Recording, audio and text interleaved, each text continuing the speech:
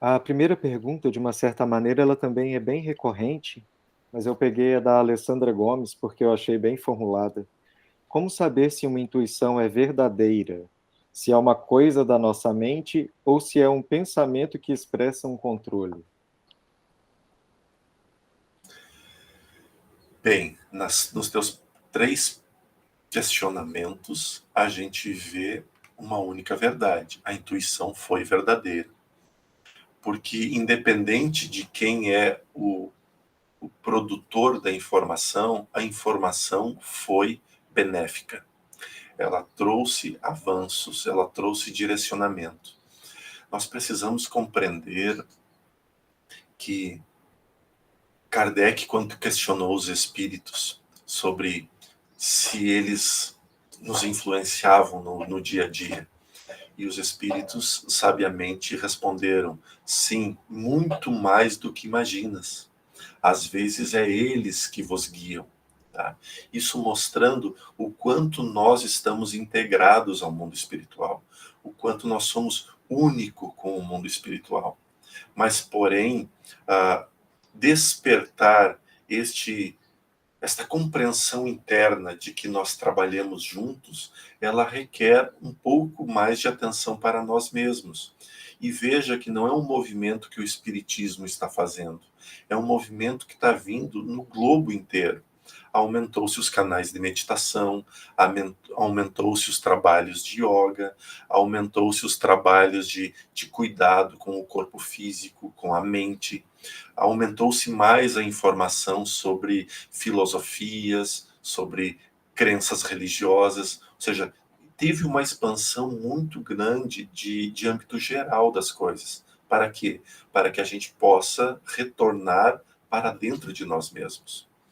A intuição, ela é forte, mas ela não pode ser escancarada. Ela não pode chegar, por exemplo, no seu ouvido com a minha voz e dizer: dobra à direita, tu não entendeu? Porque nesse momento ela deixaria de ser uma intuição, ela passaria a ser um comando. E nós não somos guiados, porque se nós fôssemos guiados, nós não teríamos a bênção do livre-arbítrio. Então, a intuição virá. Por exemplo, desse exemplo que eu dei, da dobra à direita, né, ou dobra à esquerda, talvez para ti surgirá a ideia: aquela paisagem faz tanto tempo que eu não vejo, eu vou por aqui que não vai mudar nada e eu vou ver. A intuição foi te mostrar algo belo simplesmente para que tu desviasse a tua rota. Isto é uma intuição.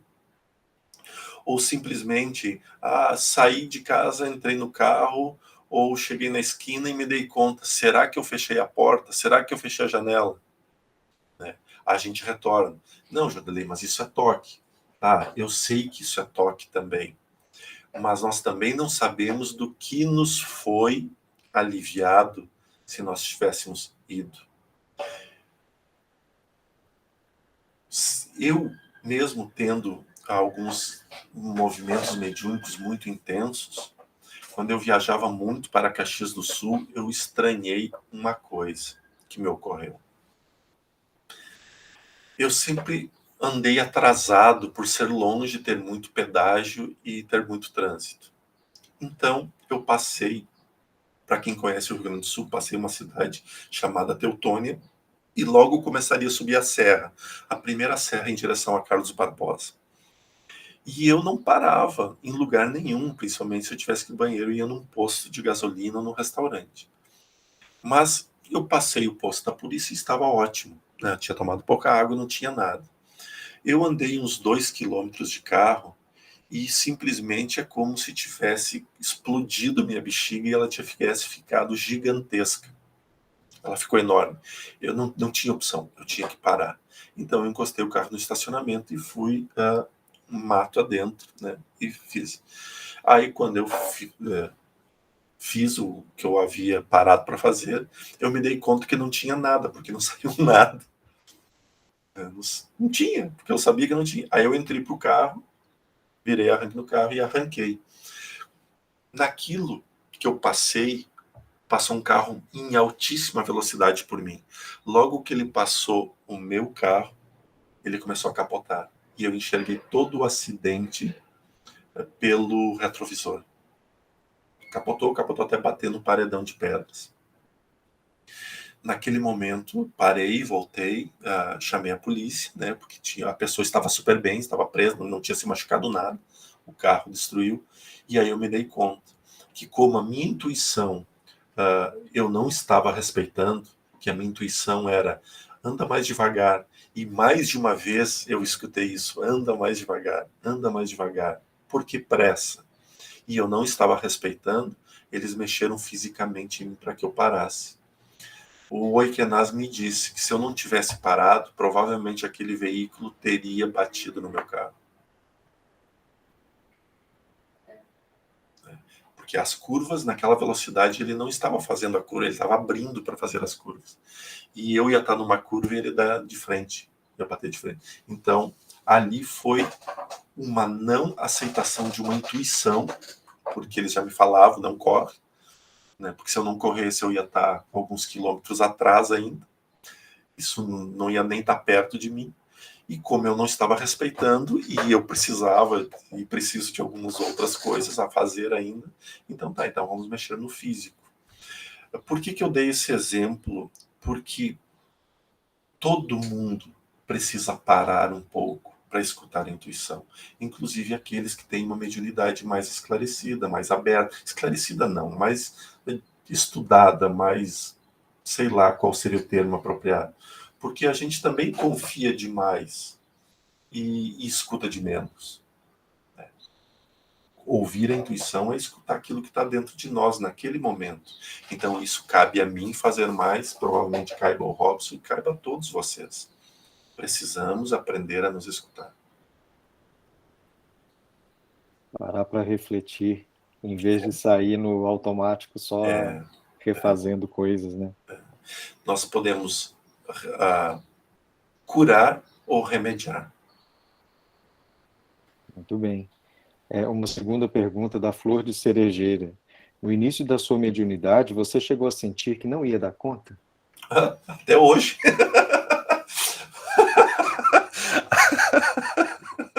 Até hoje eu sinto isso, Flor de Cerejeira. Mas eu levo assim na esportiva, porque veja, aquele velho ditado que diz assim: quanto mais rezo, mais assombração aparece. Tá? Pelo menos nós aqui temos esse ditado.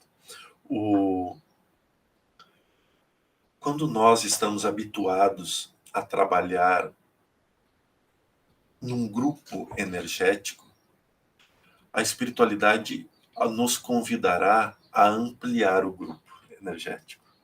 E nesse ampliar o grupo energético é conviver com outras energias, um pouco mais densas, um pouco mais sutis. Ou seja, tudo vai ganhando proporção.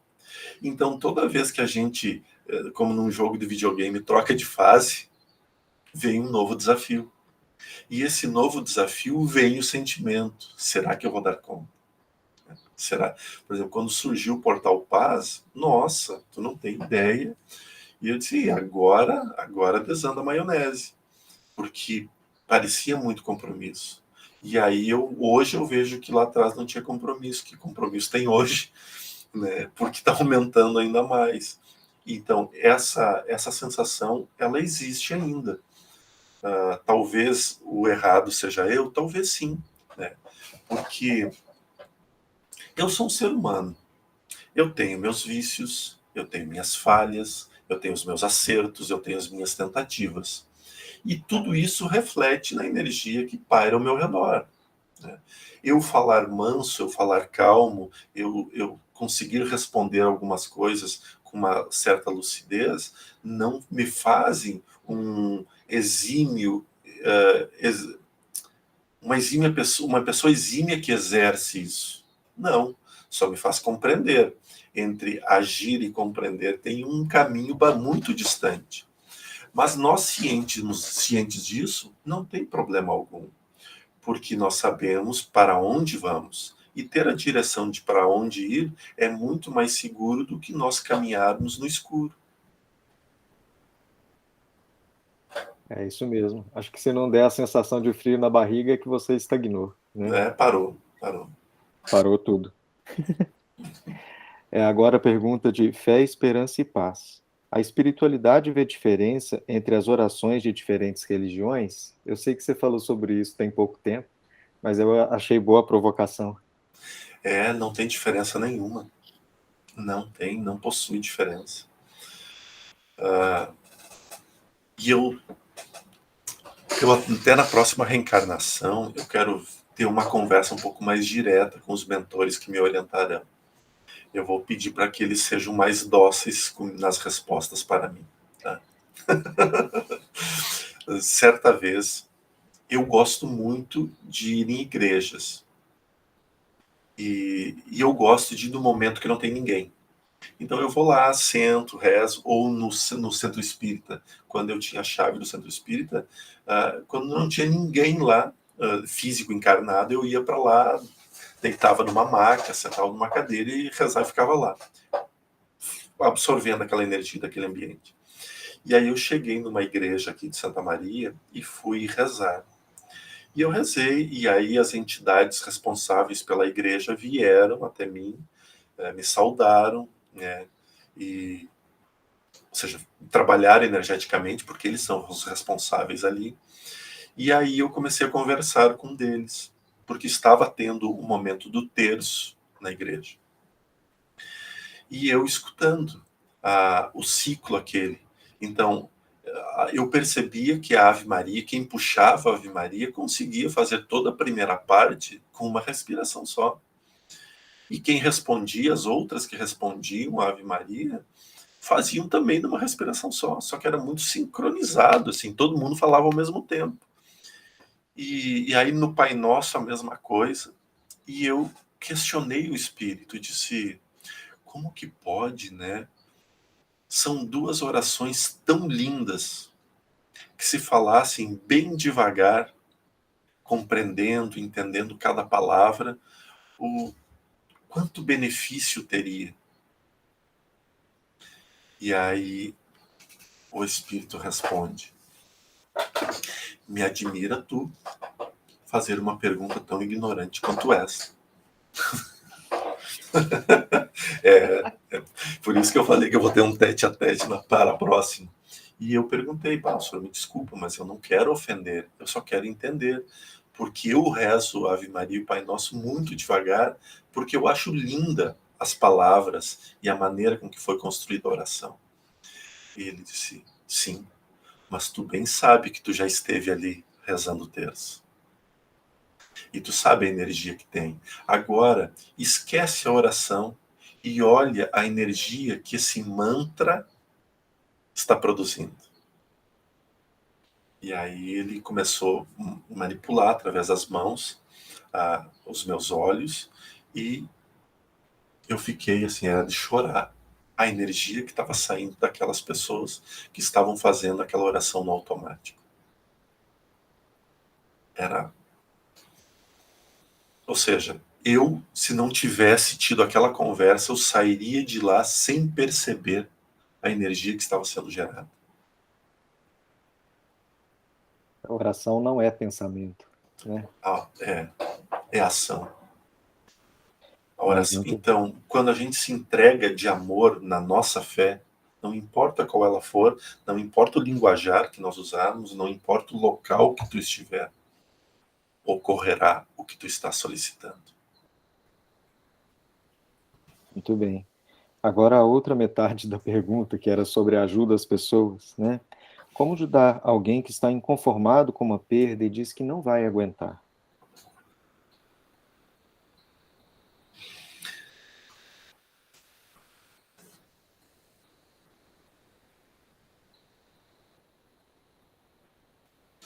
Dois momentos muito delicados e difíceis, porque nós não podemos interferir no livre-arbítrio de ninguém.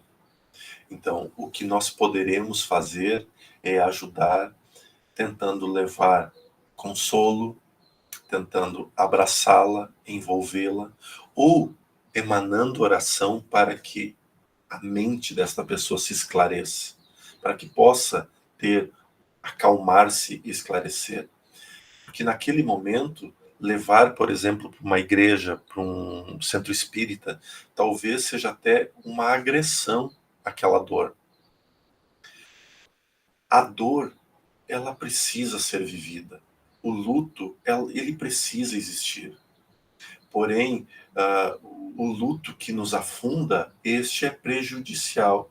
Mas o luto que é vivenciar aquela dor naquele momento não pode ser errado.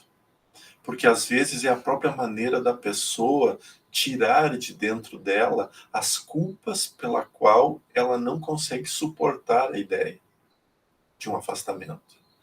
Porque talvez quantas vezes lhe foi dado a possibilidade de uma conversa, de um abraço ou de uma visita, e eu deixei para amanhã. Amanhã eu faço, amanhã eu faço. Então, naquele momento, aquela dor torna-se gigantesca pela culpa, pela dor que nós carregamos. E nós precisamos aprender a respeitar a dor dos nossos irmãos. Sempre nesses casos, as minhas orações, Robson, são direcionadas ao espírito que partiu e aos espíritos que permaneceram. Porque são duas energias diferentes que vão caminhar paralelamente ou às vezes até ter um encontro. Mas para que o espírito siga sua caminhada, sua nova jornada, e para que os familiares, o mais breve possível, tenham o discernimento de compreender, de entender e de aceitar. Essa é a maneira que eu faço. Ou, diferente, quando me procuram e diz, eu não aguento mais. Eu estou assim. Aí a pessoa nos buscou, aí fica muito mais fácil a ação direta, né? A ação direta de tentar consolar essa pessoa, não com lógicas, né? Mas com acolhimento. Com acolhimento, exato. Porque enquanto ela não quiser me ouvir, não vai adiantar eu falar. É uma história que eu já vi mais de um palestrante espírita contar, né? O Chico teve uma época que ele já estava mais idoso e tinha uma fila gigante que ficava, né, todo final de reunião esperando para poder pelo menos apertar a mão dele, e que a sala estava lotada, fila gigantesca, de repente entra uma mulher meio que furando a fila, né, e gritando desesperada, meu filho morreu, e começou a chorar no meio da sala. O Chico parou tudo e as pessoas ficaram imaginando assim, o que o Chico vai falar, né? E que ele não falou nada, só abraçou a mulher e chorou junto com ela. Não tenho o que falar. Respeitar a dor daquele que sente, sabe? Cara, o Chico é demais, né? O Chico é demais. Quando nós tivemos um incidente aqui da KISS, muitos pais me procuraram fazer atendimento comigo, conversar com um mentor, assistir uma palestra. Eu chorava em todos os atendimentos. Em todos. E como não abraçar um pai e uma mãe naquela situação, né? Ainda mais nós tendo filho, né? Eu não tinha filho na época, mas hoje tenho. E fico imaginando tudo. Como não abraçar? O que falar? Porque não existirá palavras para aquele momento, a não ser um abraço. É verdade. Agora, a última pergunta, não é bem uma pergunta, é um comentário da Regina Krupka, e que você também respondeu bem curtinho, talvez aqui é a oportunidade de destrinchar. Ela falou assim, preciso me aprofundar em autossabotagem, meu ponto fraco. E o que eu respondi para ela, Robson? Você respondeu assim, nosso ponto fraco. Sim. Não, é que não adianta. É aquele velho ditado que diz assim, só muda o CPF, o resto é tudo igual. Isso é uma verdade incrível. Todos nós, em maior ou menor grau, temos uma procrastinação, temos uma ansiedade, temos uma preguiça para isso, adiamos algumas coisas. Todos nós temos isso em maior ou menor grau. Eu e a Regina, a gente brinca bastante com isso, e eu já falei para ela inúmeras vezes, dizendo: Regina, está na hora de acalmar um pouquinho e botar em ordem, ver, ó, começa daqui, vai terminando, porque nós somos muito parecidos, a gente começa muita coisa e chega um momento que a gente não dá conta de tudo que começou, né? Nesse ponto, falta-nos a organização, porque se nós fôssemos um pouquinho mais organizados, então conseguiríamos fazer a programação. Isso também ocorre muito com as pessoas que não sabem dizer não. Então acaba aceitando tudo, tudo, tudo, tudo. Veja o Jordelei sendo sempre um bom exemplo, né, do que não se deve fazer. Começou a chegar um monte de convites de live. O Jordelei, o que disse? Sim, sim, sim, sim, sim. Chegou um momento que todo dia eu tinha que fazer uma live, uma palestra, uma transmissão. Meu final de novembro, meu dezembro, até agora, até na quinta-feira próxima agora, nossa, não deu tempo para fazer nada, nada, nada. E principalmente a minha primeira meta, que é cuidar de mim. Nem isso eu consegui fazer, porque tanta coisa envolvida. Porque não é simplesmente fazer uma live. Tem a preparação antes, tem o durante e tem o encerramento após. Uma palestra, a mesma coisa. O deslocamento para o local, a conviver com o ambiente, fazer a palestra, conversar com os trabalhadores e esperar as pessoas que querem conversar contigo. Então, tudo isso exige de nós muita disciplina. Então, por isso que eu disse, é um problema de todos nós precisamos disso, né? Porque essa organização, ela é o caminho primordial para que a gente consiga fazer alguma coisa bem direcionada. Veja essas gravações que nós estamos fazendo, Robson. Se eu não tivesse o empurrão gigantesco de ti, eu adiaria o ano que vem. Né? Lembrando que nós estamos gravando em final de 2021. No ano que vem seria 2022 e não 23.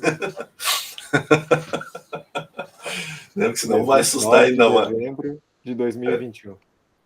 E então, isso ficaria mais para adiante, porque a gente acaba se acomodando. Para amanhã, amanhã eu faço. E, na verdade, esse amanhã nunca chega, porque nós não aprendemos a nos organizar. Então, eu respondendo uma pergunta que não me fizeram, mas que também já muito fizeram, e que vem em comum acordo com isso. Jordelei, como descobrir a minha missão espiritual? Bem, a nossa missão espiritual é sermos organizados e realizarmos tudo que nos compete realizar em vida. Show. Mas é isso mesmo. É esse equilíbrio na corda bamba, né? A gente tá de equilibrista na corda bamba, tentando ficar ali em cima com uma sombrinha na mão, né?